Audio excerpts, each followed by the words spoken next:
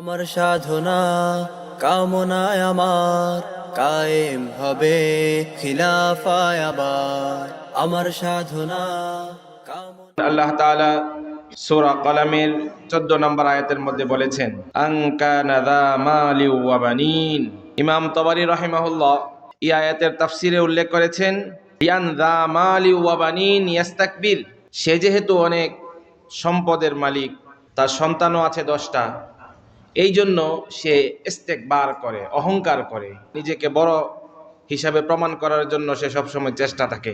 ইসলামের বিপক্ষে গিয়ে রাসূলুল্লাহ সাল্লাল্লাহু আলাইহি ওয়াসাল্লামের দ্বীন মানার ক্ষেত্রে সে অহংকারী প্রকাশ করতেছে, অহংকার দেখাচ্ছে। ইসলাম শব্দের অর্থই হচ্ছে আল্লাহর কাছে কি করে? আত্মসমর্পণ। তবে আত্মসমর্পণ আল্লাহর কাছে করলে শান্তি আসবে, এটা পরের বিষয়।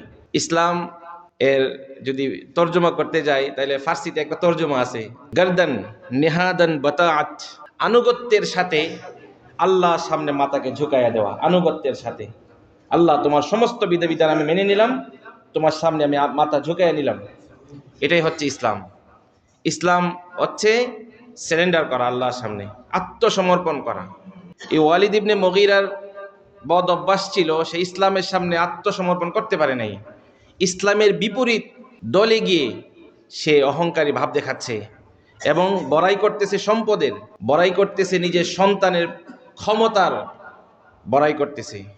মানুষ সবচেয়ে বেশি ধোঁকার মধ্যে পড়ে দুইটা জিনিসের মাধ্যমে, একটা হচ্ছে সন্তানাদি আর একটা হচ্ছে সম্পদ। সূরা নিসার 37 নম্বর আয়াতে মহান আল্লাহ তাআলা বলছেন, ওয়ামা আমওয়ালুকুম ওয়ালা আওলাদুকুম বিল্লাতি তুকাররিবুকুম ইনদানা যুলফা ইল্লা মান আমানা ওয়া আমিলা সলিহা। যে তোমাদের যে সম্পদ আছে, তোমার যে সন্তানাদি আছে, এটা মনে করার কোনো প্রয়োজন নাই যে এই সন্তান এবং সম্পদের মাধ্যমে তুমি আল্লাহর কাছে চলে যাবে। সন্তানের মাধ্যমে এবং সম্পদের মাধ্যমে আল্লাহর কাছে চলে যাবে এরকম কোনো সুযোগ নাই। তবে ইল্লা মান আমানা ওয়া আমিলা সলিহা, যারা ঈমান আনবে এবং আমলে সালেহ করবে। তো যেটা বলতেছিলাম, যে মাল এবং সন্তানাদি এর মাধ্যমে তোমরা আল্লাহর নৈকট্যশীল হতে পারবে তা নয়, বরং আল্লাহর নৈকট্যশীল হওয়ার জন্য ইল্লা মান আমানা ওয়া আমিলা সলিহা, ঈমান আনতে হবে এবং আমলে সালেহ করতে হবে। এই সন্তান এবং সম্পদ সেটা সবচাইতে বড় পরীক্ষার বস্তু। সন্তান এবং সম্পদ এটা সবচাইতে বেশি কিসের বস্তু? পরীক্ষার বস্তু। এর মাধ্যমে আল্লাহ তাআলা পরীক্ষা করেন আমাদেরকে। সূরা তাগাবুনের 15 নম্বর আয়াতের মধ্যে মহান আল্লাহ তাআলা বলছেন, ইন্নামা আমওয়ালুকুম ওয়া আওলাদুকুম ফিতনাহ। শুনে রাখো, তোমাদের সন্তান এবং তোমাদের সম্পদ তোমাদের জন্য পরীক্ষার বস্তু, তোমাদের ফিতনার কারণ। এটার মাধ্যমে তুমি শ্রেষ্ঠত্ব অর্জন করে ফেলবা আল্লাহর কাছে গিয়ে, তা করা যাবে না। এটা তোমার পরীক্ষার বস্তু, এর মাধ্যমে তোমাকে পরীক্ষা করা হচ্ছে।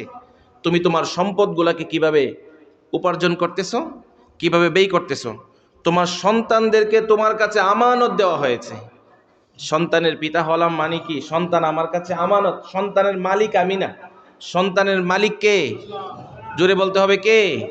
আল্লাহ। এই সম্পদের মালিকও আল্লাহ, প্রকৃতার্থে আল্লাহই মালিক। সন্তানের মালিকও আল্লাহ, সম্পদের মালিকও আল্লাহ। আল্লাহ তাআলা এই সন্তান এবং সম্পদ আমাদের কাছে আমানত দিছেন। আল্লাহ তাআলা দেখতে চান এই আমানতের কতটুকু হক আমি রক্ষা করতে পারি। এর মাধ্যমে আল্লাহ তাআলা আমার জন্য ফায়সালা করবেন। আল্লাহ তাআলা এই আয়াতের মধ্যে সূরা তাগাবুনের 15 নম্বর আয়াতের মধ্যে বলছেন যে তোমাদের সম্পদ এবং তোমাদের যে সন্তানাদি আছে সেগুলা হচ্ছে তোমাদের জন্য পরীক্ষার বস্তু। এবং আল্লাহ তাআলা সূরা মুমিনুনের 55 নম্বর আয়াতের মধ্যে বলছেন যে তোমাকে সন্তানাদি দেওয়া হয়েছে এবং সম্পদ দেওয়া হয়েছে, এটা ভেবো না আল্লাহ তোমার কল্যাণ চান এই জন্যই দিছে। আল্লাহ তোমার কল্যাণ চান এই জন্য তোমাকে বেশি সন্তান দিছে, এটা ভাবার দরকার নাই। আল্লাহ বলছেন, আয়াহসাবুন আন্নামা নুমিদ্দুহুম বিহি মিন মালি ওয়া বানিন নুসারিউ লাহুম ফিল খায়রাত বাল লা ইয়াশউরুন। যে মানুষ কি ধারণা করে যে তাকে সন্তানাদি দেওয়া হয়েছে, সম্পদ দেওয়া হয়েছে তাকে তার কল্যাণের জন্য, এটা কি সে ধারণা করতেছে? সাবধানী, ধারণা করা যাবে না। আল্লাহ বলতেছে এই ধারণা করা যাবে না যে তাকে সন্তান দেওয়া হয়েছে, তার সম্পদ দেওয়া হয়েছে, তার কল্যাণ আল্লাহ চান এই জন্য তাকে বেশি সম্পদ দিছে।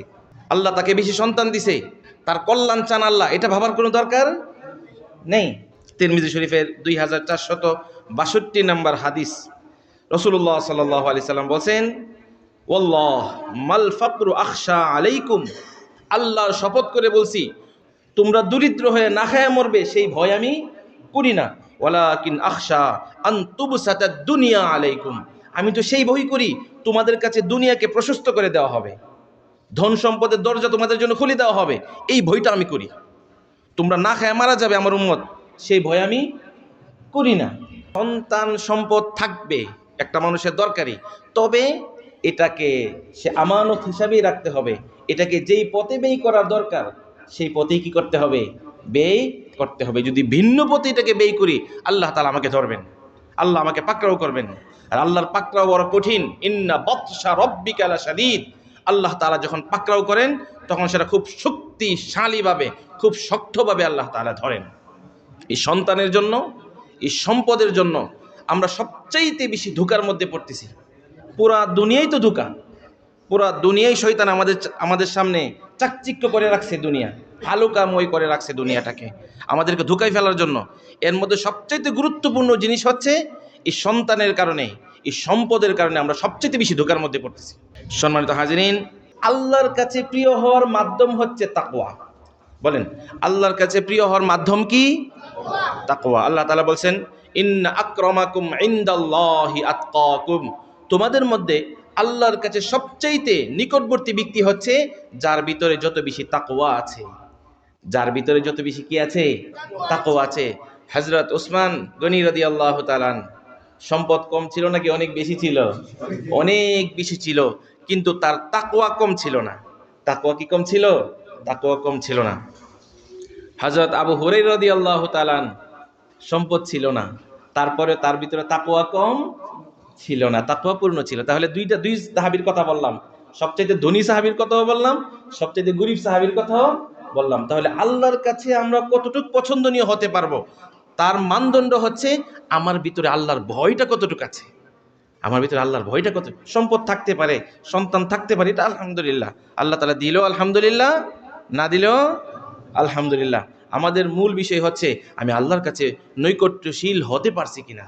আল্লাহর কাছে নৈকট্যশীল হওয়ার মাধ্যম হচ্ছে আমার ভিতরে কতটুকু তাকওয়া আছে, আল্লাহর ভয় কতটুকু আমার আছে। অনেকে বলে, হুজুর আল্লাহকে আমি খুব বেশি ভয় করি, আল্লাহকে ভয় করি। গুনাহ করার সময় আর আল্লাহর কথা কি থাকে না? স্মরণ থাকে না। গুনাহ যখন করি আল্লাহর কথা তখন স্মরণ থাকে না। তাহলে সে কি আল্লাহকে ভয় করে? সে বলতেছে আল্লাহকে ভয় করি, কিন্তু গুনাহ যখন করে, গোপন গুনার মধ্যে লিপ্ত হয়েছে, দরজা বন্ধ, ঘর দরজা সবকিছু বন্ধ, এখন গোপন গুনার মধ্যে লিপ্ত হচ্ছে, তখন আর আল্লাহর কথা স্মরণ নাই। সে যদি বলে আল্লাহকে ভয় করি, এটা মিথ্যা কথা। হযরত ইউসুফ আলাইহিস সালামের ভিতরে কি ছিল? কি ছিল? আল্লাহর ভয়।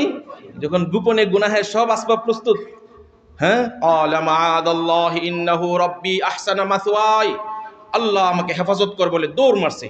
সামনে সব গেট লাগানো, তালা লাগানো।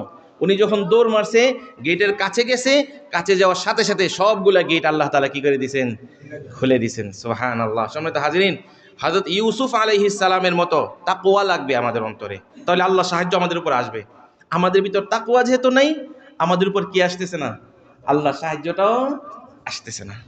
সম্মানিত হাজিরিন, তাহলে এই আয়াত থেকে আমাদের শিক্ষা হচ্ছে, গুরুত্বপূর্ণ শিক্ষা হচ্ছে যে সম্পদ সন্তানাদি থাকতেই পারে, তবে আল্লাহর কাছে নৈকট্যশীল হওয়ার মাধ্যম হচ্ছে তাকওয়া, আল্লাহর ভয়।